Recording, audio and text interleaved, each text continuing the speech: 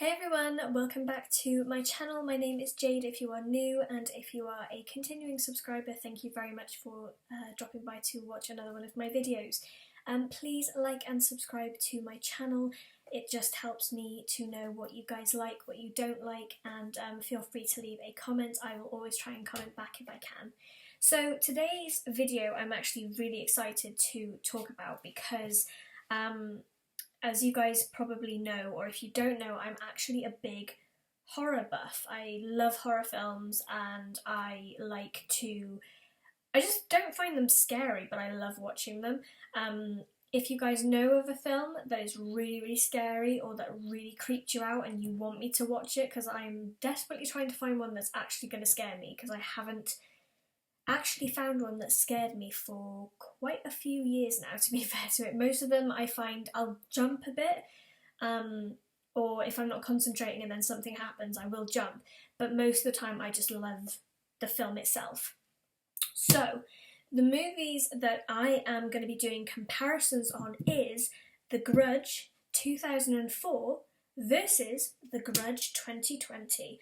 So, The Grudge 2004 first came out, but it is an adaptation of another film which is called Ju-on. Now, I'm not very good at pronouncing certain Japanese surnames or words, so you'll have to forgive me if I pronounce them wrong. I did try to look them up before I did this video so I could pronounce them correctly, but I know when the time comes it's just gonna go out the window. But the synopsis for The Grudge 2004 is: an American nurse moves to Tokyo and is exposed to a supernatural curse, one that locks a person in a powerful rage before claiming their life and spreading to another victim. The tagline is, "It never forgives, it never forgets." This film did frighten the living hell out of me when I first watched it, because I think at the time I was starting to really like horror films, but they still frightened me. And this definitely got me good. I first watched this, back when it came out, and I don't know what it was, it just really scared me. I think it's the fact that the character is so creepy, and the noises that she makes, and the fact that she can just appear, and so many other things go together to make this character so scary.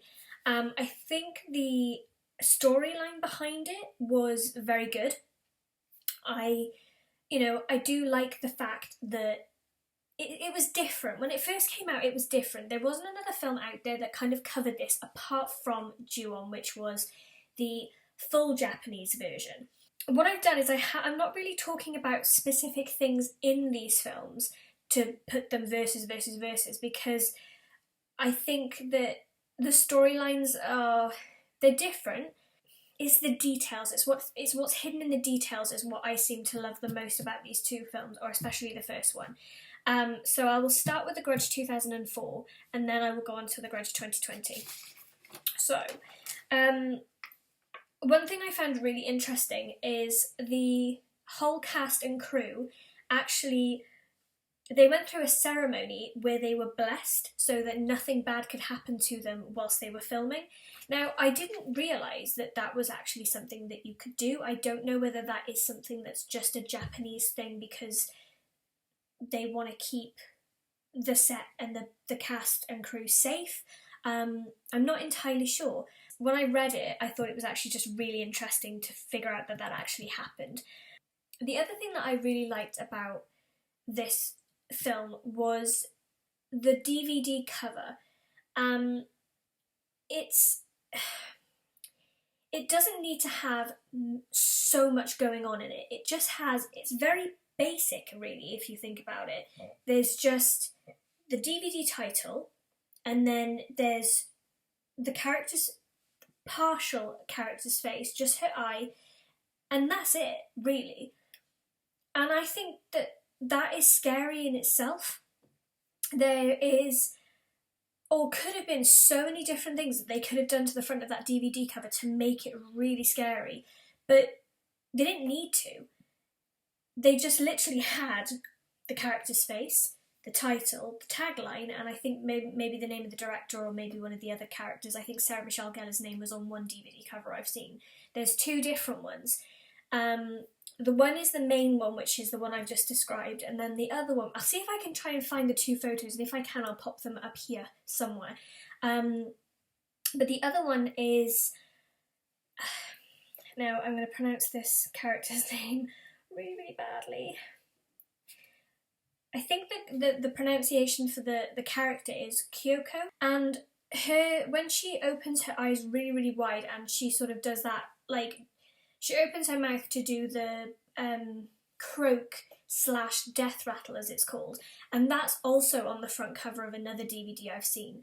And again, really, really creepy. It's literally just her face doing what she does as her character, the DVD title, and yeah, it just works. It just works. It makes it, you know exactly what it is. You don't need to think, oh, I wonder what that DVD is. You just know straight away, and I think that's really, really good. The music for this film as well is very creepy. I don't know who the person is that did the music for it. That's one thing I probably should have looked at, but I don't know. If I can find out when I edit, I will try and put the name somewhere on the screen. But whoever it was did a phenomenal job, because not even when something scary is going to happen that the music will increase or get deeper or more scary or something. It's just the music throughout. You just think, oh, God. Moving on to the character herself. So you have, obviously, I've just explained her name is Kyoko, and her look alone is incredible. The character, no, sorry, not the character, the actress who plays Kyoko is called Takako Fuji, I think. Again, I'm sorry if I'm pronouncing her name incorrectly. I think I've pronounced it right. She is absolutely gorgeous without her makeup on. I will leave a photo of her somewhere on the screen here because none of you will believe me. She's absolutely stunning. I mean, I think Japanese women are beautiful anyway, but just in a comparison between her character and real life, they're just worlds apart, obviously. With Kyoko's look, it took Takako 2 hours in like hair and makeup to get into her character. So 2 hours isn't actually that long. It probably felt like a lifetime sat in the chair whilst all the makeup and stuff is being put on her. But in comparison to some other films which we, have newly come out, I think Marvel is probably one of them, and you've got Gamora, and you have other characters who have to have like full body or neck and arms and face and everything, and that probably took, I try to think how many hours they were sat in their chair for. But for 2 hours, for somebody who is, like I said earlier, so beautiful to become so scary, isn't that long. So for the people who do hair and makeup to work that quickly on somebody and then for them to walk out and be just, like I said, so scary I think is brilliant. I really do. The other thing I found, which I didn't realise when I watched the film, I thought it was like CGI or trick shots. All the kind of jerky movements that Kyoko does, like when she's coming down the stairs, when she's coming into a room, when she's crawling out of a cupboard, all of that is not done by another person. It is not CGI, it's not trick shots, it's nothing other than Takako being an incredibly amazing trained contortionist. All the movements are coming from her. Honest to God, I'm not lying when I say this. I found this information on the internet, and when I looked up Takako's information, it's true. She is a trained contortionist and a ballet dancer, so she's crazy flexible. So all those jerky movements that she does, which add to her complete creepiness of her character, is all done by the actress. She did the lot. So for that to be, you know, when I found that out, I thought that was incredible because it works. It really creeps you out because, it's just incredible. It really is. It really is incredible. When I said earlier that I really like the storyline, I do like the storyline of this one because I do feel like it keeps you hooked because, yes, you know, in the beginning of the film, I think it's the beginning, I need to watch the film again actually, there is a flashback of how Kyoko dies. It's brutal. It's absolutely brutal. It's horrible. And then, you know, I'm gonna say the little boy's name completely wrong. Toshio, you know, he gets killed as well. You know, and as much as the main focus of the film is on Kyoko, but Toshio does play quite a large part in the films as well. Sadly, his little cat got killed as well, which I thought was that was really sad. I didn't like that at all. I also found out as well that to keep it the age limit that it did, they had to change the way that the death of Kyoko, Toshio and Ma, the cat, was done because there was a box cutter included in the death. I haven't got a clue what a box cutter is, and I will try and leave a photo of this box cutter item on the screen somewhere unless it's too creepy and horrible to leave a photo of. But yeah, so they took that out because they wanted to keep it a certain age limit, and also I think it would just be too traumatic to watch, to be perfectly honest. I'm any sort of animal abuse or any film the animal dies in, I'm not very good at watching anyway. I get really upset and then I'm like, no, watching that again. So yeah, but I think that the storyline keeps you hooked. You find out how she died, and then then the story develops into can they stop the curse? And it just keeps you hooked. It really, really does. I was pleasantly surprised by the ending because usually with films like that, the ending is usually crap. It's not very good. It's almost like if the budget was used up before the ending and then they just had to throw something together. That's what I found with some films, and I am quite... I get quite annoyed by that because I'm like, oh great, okay, you know, I've watched this whole film and then the ending is just there. So I was pleasantly surprised with the ending, and then obviously it follows through slightly to The Grudge 2. Okay, so I have just had to double check on Google Translate of a word that is on the paper that I've written down because I want to make sure that I pronounce it correctly. So I don't want to be disrespectful to the Japanese legend or any of the culture by pronouncing any of this wrong. So I will be using Google Translate and I'm going to hold it up in a second. But the type of ghost that Kyoko and Toshio are based on is a Japanese legend of... Here we go. I'm going to turn this up so you guys can hear it. Onryo. Onryo? Onryo. So it's spelled O-N-R-Y-O. A vengeful spirit that can physically manifest itself to attack and kill victims. You know, a vengeful spirit that can physically manifest itself to attack and kill victims. That is Kyoko in a nutshell. So the fact that that information is out there as well, I think is really, really good. The film reviews scores for this, if you go on to, is it IMBD? The scores are pretty much 9 out of 10, 10 out of 10.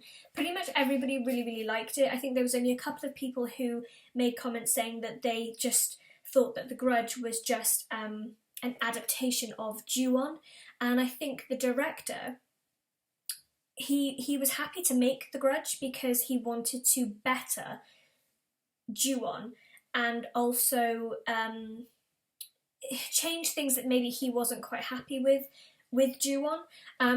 Don't quote me on that 100% because I haven't written it down, but I'm pretty sure that's what I read. The other thing that I thought was really, really cool was how much everybody got on set. I'm probably going to pronounce this lady's name completely wrong.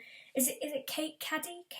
K-A-D-E-E Strickland said that everybody loved working with director Takashi as he made the set a surprisingly fun place to be. this this I think is kind of cruel, but I'm sure that I can also see the funny side of it as well. But apparently he would also sneak up behind cast members and do Kyoko's death rattle in their ear as like a playful attempt to scare them. That death rattle, oh, that stayed with me for such a long time when I watched the films, and I dreamt about it, I heard it, I just had visions of Kyoko like crawling down the stairs or coming into my room at night or like coming up onto the bed and killing me, and oh god, that film did really frighten me for a good number of years, and I am super excited to watch it again. I don't know where I'm going to find it, but I am hell-bent on finding it because yeah, definitely really pleased with it, and I would definitely give it like a 10 out of 10. Out of my own score, I do think it's a really good film. So I'm going to jump onto The Grudge 2020, as I know I've probably talked about the 2004 film way too much, but yeah, so we'll jump straight into that. The Grudge 2020. So the synopsis of it is: after a young housewife murders her family in her own home, a single mother and young detective tries to investigate and solve the case. Later, the young mother discovers the house is cursed by a vengeful ghost that dooms those who enter it with a violent death. Now she runs to save herself and her son from demonic spirits from a cursed house in her neighbourhood. And the tagline is, it'll never let you go. So they've tried to... the taglines are quite the same because the curse is real. Once it has you, it won't let you go. You can't escape it, you can't run away from it. Yeah, so that again, fine, good. The synopsis, I didn't really like the 2021. In all honesty, I thought it was a bit of a letdown. Actually, quite a big letdown, in all honesty. I watched it and I was waiting for everything that I loved from The Grudge to be in this one. Now, maybe that's my own fault because I assumed that it was going to be the same or the same sort of thing, and I know people always say never assume. But I don't know, I just thought it was going to be a little bit the same, and I was actually really disappointed. I kind of got to the end of it and thought, well, that was a waste of my afternoon watching it, because I was super excited when I saw it had come out. I was like, oh my god, there's another one. I was very disappointed. I would probably give this one, I don't know, maybe 1-2 stars.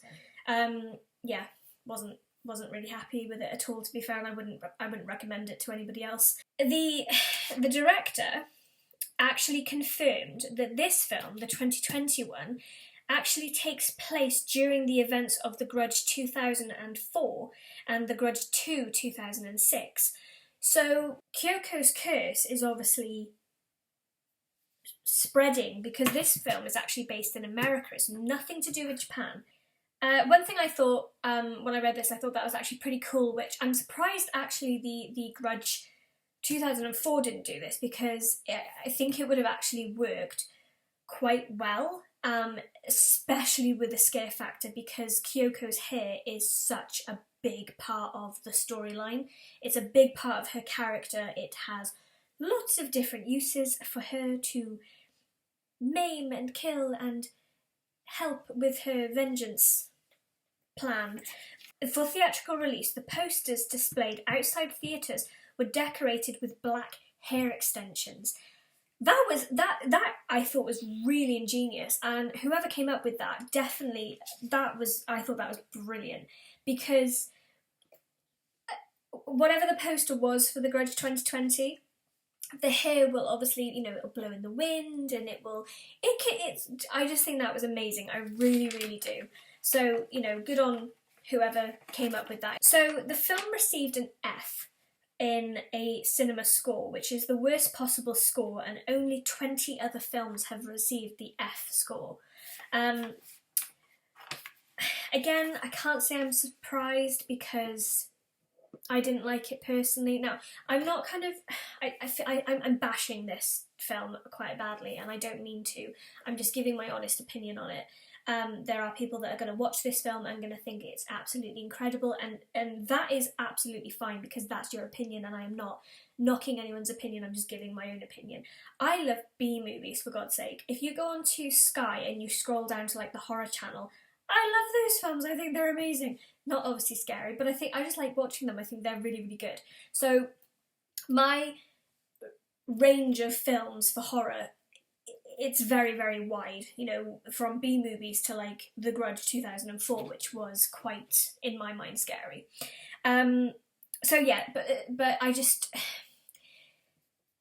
think there was just a couple of things that could have been done very differently with this film that could have saved it and made it better, considering you know, between 2004 and 2020, that's a long time.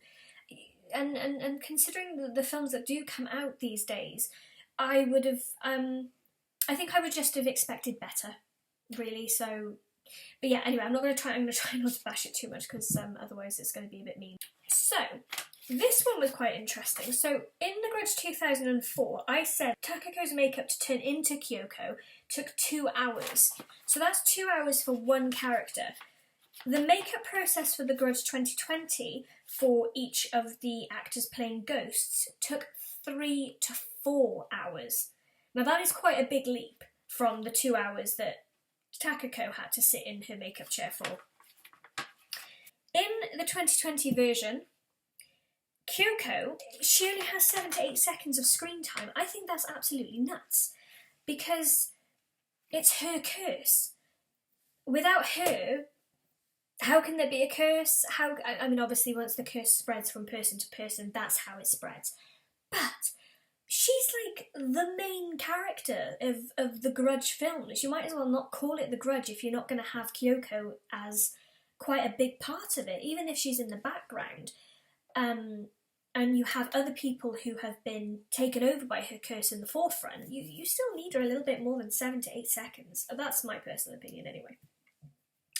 But the Landers family are the ghosts, and they're meant to be the main scare factor, as their deaths created a new curse. So I suppose they're kind of trying to kind of get away from Kyoko and jump into a new curse and a new family, and sort of take the storyline that way. Toshio was not featured in this film at all. Neither was Ma the cat. And again, maybe they're trying to come away from Kyoko and Toshio and that side of the story and develop a new one. They had like, you know, the flashback scenes. There was a bathtub scene. There was Kyoko in the bath.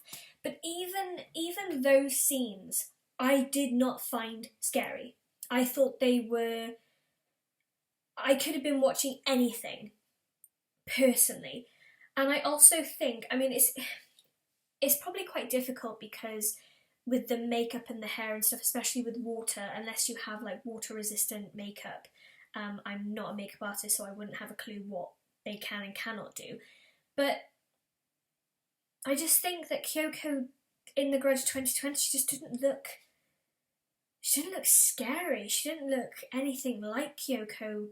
I just think if you're going to have a character called Kyoko, you have to have Kyoko as the full package. You can't just have a part of her, which is what I think they've pulled, to me, certain aspects of Kyoko's character, but not the whole thing. And you can't have part of it. You have to have the whole package, because that's who she is. That's what makes her scary.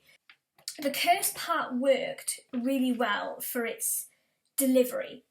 You know, Kyoko's curse still is very strong. It still remains as it did in the 2004 version, and you can never get away from it. And I think that, you know, they stuck very true to that side of Kyoko, which is good, because, you know, like I said a minute ago, they only seem to pull certain parts from her. But the storyline itself just wasn't that good at all. The highest score reviews on IMDb out of 10 was actually an 8. Now, the person who made that comment actually quite liked the film, and that is absolutely fine, like I said, but most people gave 1 out of 2 stars. The people that gave 1 star only gave 1 star because I think on IMDb to comment and leave a comment you have to at least have 1 star. So I think that was quite self-explanatory that not very many people seem to like this film. I don't think I'm on my own in this. I might turn around and get a load of backlash for this video, and people may be like, oh, you know, you're dragging it through the mud, you're not giving it a chance, or you're not seeing, you know, you're so focused on the first Grudge that you're not giving this one a chance. Maybe I am, but if you're going to make a film that's about the Grudge and about Kyoko and about her curse and everything else like that, you have to make it scary, and it's just not. I don't know, maybe they'll make another one that jumps in with the same storyline that of, you know, Kyoko's curse going off into maybe different countries, maybe covering different aspects of the world. Who knows? And maybe those ones will be better. I will watch them just to see. I'm gutted that I didn't like it because I had high expectations for the 2021. I really did. I thought it was going to be really good. And I thought, oh yeah, you know, this is going to be really good. I've seen the, I hadn't seen the trailer, I just watched the film.